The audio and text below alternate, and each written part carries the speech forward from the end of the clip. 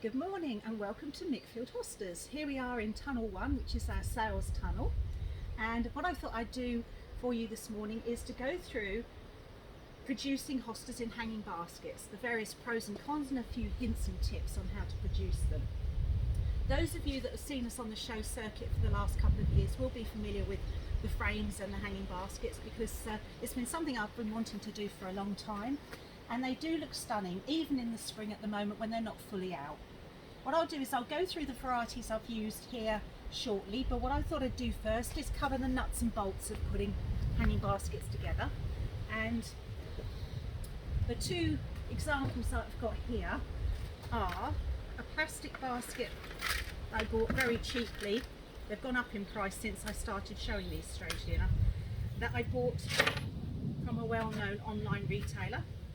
And they come with a mesh insert and a bung, so what you can do is create a reservoir at the bottom and then put the bung in, and if you're going away for a period of time there's sufficient moisture in there for your plant to continue thriving quite happily.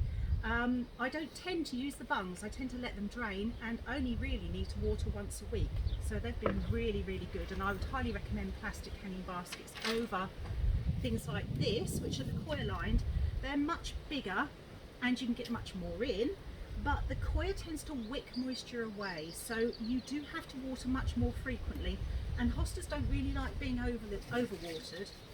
So if this is what you have, and to keep the attractiveness of it, just get yourself, I've just cut up the side of a bark bag here and perforate it. It's an exact science. And then just line the basket, and what that will do, you don't want it to come all the way up the sides, you want to just fill it the bottom there to create a bit of a tanking effect, so when you do water into the side of your hanging basket it's not all flowing away immediately, it's doing some good before it drains away.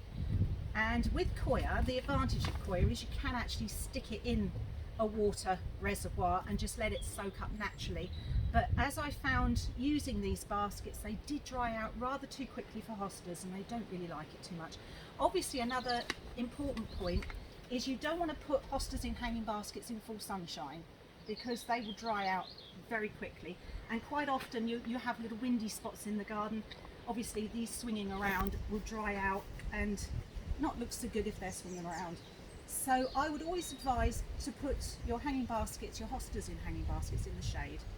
And they're excellent for things like lining alleyways or the sides of garage walls where you've got a shady spot and you don't quite know what to put in it. These work a treat.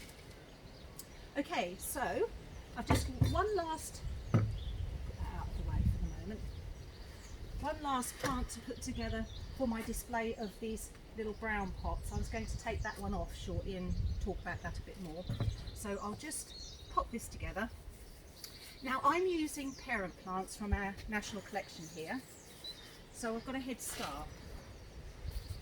And here's one coming out at the moment.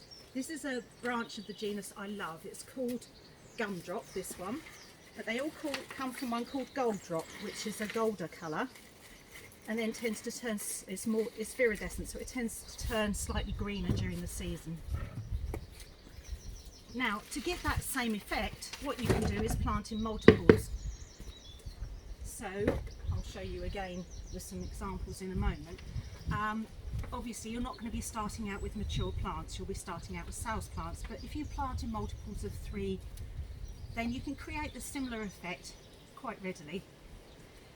The best thing I've found about these hanging baskets is that you've got this advantage of being able to grow plants on nicely. When you buy small varieties, you put them in a container, they sit on the ground and you think that's all right, and then they get overshadowed with everything else you've got growing. But when you elevate them, you can see them so much better. But as they grow on, you can then have a little bit of fun with them. Now, hostas multiply over the winter, not during the year. So your hosta will come to you as a couple of heads in a pot, and that's what you'll get in the way of growth for the year. What happens is they produce all the sugars through photosynthesis during the year and then produce all the new shoots over winter. So next year they should double in size, and they'll keep doubling until they reach their mature size in about 4 to 5 years on average. Some take a little longer, some quite vigorous that don't take as long. I'm using a mix of soil here. I've got some that I had earlier off the bench. You see there's not a lot of difference in the look. This is our potting mix that we use for all our plants around the nursery. I've got the details of the potting mix online, but you really don't have to be too fussy about hostas. If you've just got general multi-purpose compost, like I always say, just mix some soil, garden soil with it, just to reduce the nutrient level, because the only thing hostas don't really like is too much in the way of food. What you'll end up with is massive leaf production, which is fine if that's what you're after, but it's at the expense of the root. The roots don't develop so well, plus your hosta doesn't tend to be as characteristic as it should be. So they'll just tend to look like all the other hostas that you've seen on the market, just a slightly different colour, just all fluffy and very similar looking. I'm just going to put a little very fine orchid bark on top. Actually, this isn't the orchid bark, this is a fine composted bark, another product we use. We generally use Melcourt products, we love Melcourt products, and Dalefoot's sheep's wool and bracken, but predominantly Dalefoot products. And I shall put the chains on there later, it's a little fiddly and it wastes video time. So there we go, that's potted up nicely. As I've mentioned, I've used parent plants here. That's why some of them aren't so far forward as the ones that have been in the tunnels. If you look down the tunnels here, you can see they're all coming out so much faster. Some varieties are much more vigorous, something like Bedford Rise and Shine. That's an absolute stunner, that, with its beautiful red stems to it, and the colour just gets more intense during the year. And that's another parent plant coming out beautifully. When you order from us, this is what you're likely to get, is a sales plant. So you can see if you put 3 together, you're already getting that effect. Or you can be a proper gardener, buy one and watch it grow. Okay, the other ones I've got here, I'll just show you around our plants. As I've already mentioned watering, I only water them once a week. I give them a reasonable watering, and even when I was taking them up and down the country to shows, they weren't drying out too much. It was a really good regime once a week. When if you think of your typical hanging basket, usually needs watering daily because it's full of annuals that need all that extra food and water during the year. Now this big basket I've got on the end here, I shan't take it off, it's quite heavy. I'll probably drop it on the video. It's got 2 varieties in here. One, Remember Me, which is a dear little, that's an adult plant there, so it's not going to get too big. As you can see, as the immature plants, they've already almost got their height there, and it, as I say, will multiply over the course of time, 3 to 4 years, maybe 5 years to this sort of size. And as I say, you can plant in 3s to get the effect, or just 1 is fine. And underneath it, just to show you how you can play about with hostas, I've broken up a parent plant of Slim and Trim that I want to divide and just spread it around the bottom of the plant. So you've got that beautiful blue pulling out the colour in Remember Me.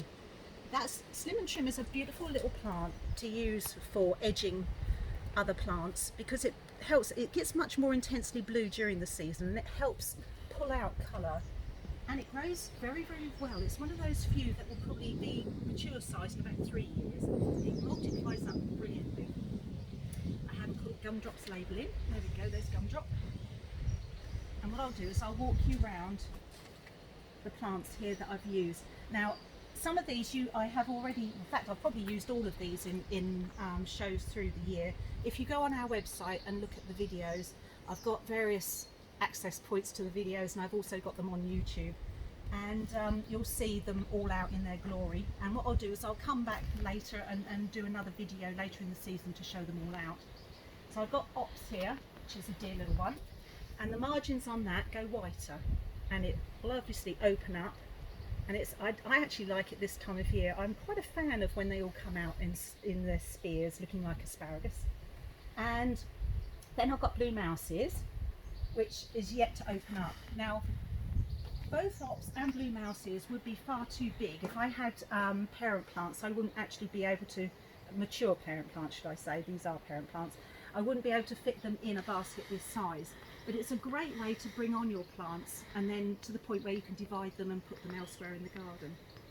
So blue mouses, it's a small rather than a miniature. Little red rooster is a dear little one here. The red stems get redder during the year. You can just about see them streaking through with red at the moment.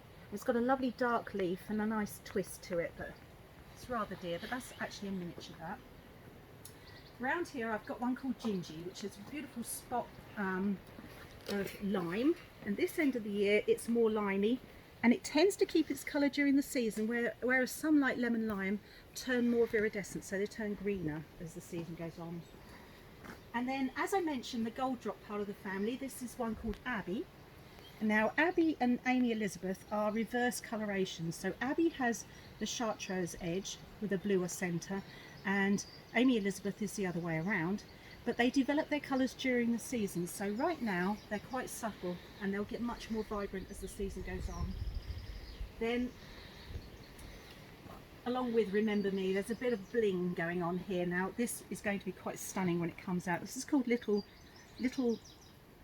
Lakeside Little Tuft. I'll remember its name in a minute, I got stuck there. Lakeside Little Tuft, which goes much more vibrant during the year and opens out, and it has more of a fountain shape, which is quite a nice shape for a hanging basket. And then round here I've got Red Cadet, which again the colour develops. The stems get much redder as they grow up, and the leaves turn much bluer. It's a stunner. So that's a quick swizz around the varieties I've got in the hanging baskets at the moment. And as I say, I shall return and do another video and put it on our website later on in the season with everything fully out. And now, just want to check my list, just to check I've remembered to say everything I wanted to say. Oh, of course, there's one last thing that's really important with hanging baskets, and that's the fact that you've raised them. So you're not having to try and find the plants that you put in somewhere in amongst everything else. You've elevated them, so you can have fun with things like coloured stems and what have you, and multiple planting. But the best thing of all is it keeps them away from snails. And if you use a metal framework, snails don't like crawling over metallic surfaces, so it's like a double whammy. They're not likely to get attracted to that lot. And if you're using brackets against the wall, I would always recommend metal brackets for the same effect. And that's more or less all I wanted to say about hanging baskets, other than I would just go out there and enjoy them. As I say, they act as a really good nursery for growing your plants on, and any more advice or any more other information is all on our website. Look in there and follow our newsletters and our frequently asked questions, and hopefully if you've got any other questions over and above that, just contact us. Bye for now.